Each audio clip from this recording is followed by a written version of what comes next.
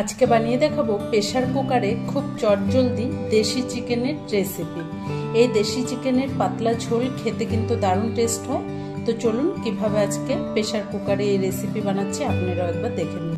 নমস্কার বন্ধুরা, আমি সুজাতা, আপনাদেরকে সুজাতাস কিচেনে অনেক অনেক স্বাগত।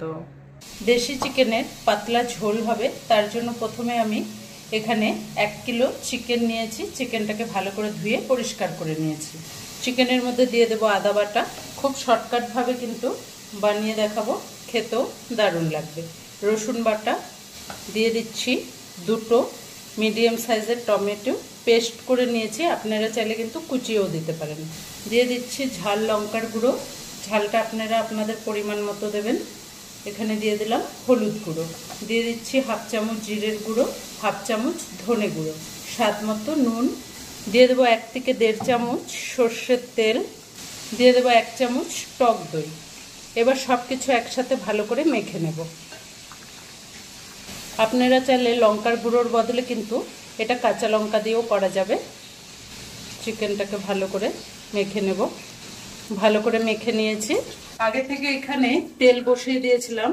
এবার এর মধ্যে কিছুটা আলু ভেজে নেব।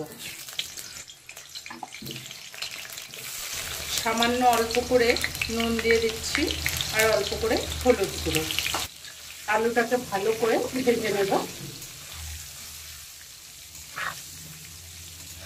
আলুটা কিন্তু খুব সুন্দর মতো লাল লাল করে ভেজে নিয়েছি। এবার আলুগুলোকে উঠিয়ে নেব। এই তেলের মধ্যে দিয়ে দেব তেজপাতা, শুকনো লঙ্কা, দিয়ে দেবো এলাচ, লবঙ্গ, দারচিনি। ফোড়নটাকে একটু ভেজে নিয়েছি। এর মধ্যে দিয়ে দেব বেশ কিছুটা পেঁয়াজ কুচি। এখানে বড় সাইজের 2টো পেঁয়াজ দিয়েছি। পেঁয়াজটাকে একটু ভালো করে ভেজে নেব।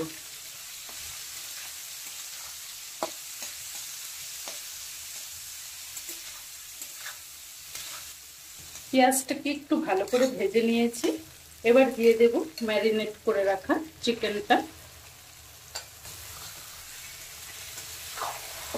চিকেনটা দিয়ে ভালো করে এবার কষতে থাকবো।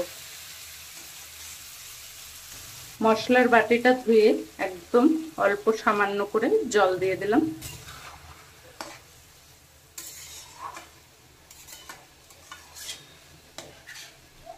এবার ভালো করে ঢাকা দিয়ে কষে নিতে হবে।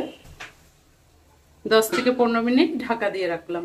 15-20 মিনিট ভালো করে চিকেনটাকে কিন্তু কষিয়ে নিয়েছি। ভালো করে কষা হয়ে গেছে। মাংস থেকে খুব সুন্দরভাবে তেলটাও ছেড়ে আসছে। এবার এখানে দিয়ে দেব ভেজে রাখা আলুটা।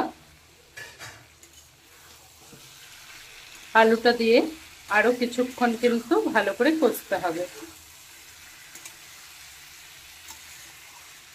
আরো কিছুক্ষণ আবার ঢাকা দিয়ে রাখবো, 10 থেকে 15 মিনিট। আরো ভালো করে 10-15 মিনিট কষে নিয়েছি।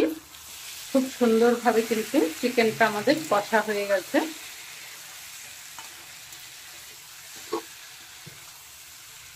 এবার আমি এখানে দিয়ে দেব গরম জল। যেহেতু একটু পাতলা করে করব, জলটা একটু বেশি দেব।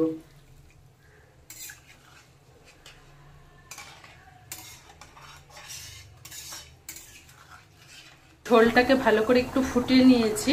এবার আমি ঝোলটাকে কুকারে ঢেলে দেব। পুরোটাই কুকারে দিয়ে দিলাম। এই সময় একটু নুনটা চেক করে দেখতে হবে। আমি এখানে সামান্য অল্প করে নুন দিয়ে দিলাম। এবার দিয়ে দেব এখানে বেটে রাখা গরম মশলা। দেশি চিকেনে একটু চেষ্টা করবেন বেটে গরম মশলাই দেওয়া, আর না হলে শাহি গরম মশলার গুঁড়ো, তাহলে সেন্টটা কিন্তু খুব সুন্দর আসে। এবার আমি 2টো সিটি লাগিয়ে নেব। 2টো সিটি লাগিয়ে ভালো করে ঠান্ডা করে নিয়েছি। এবার দেখুন চিকেনটা দেখতে কতটা সুন্দর লাগছে। চিকেনটা খুব সুন্দর মতো কিন্তু সেদ্ধও হয়ে গেছে।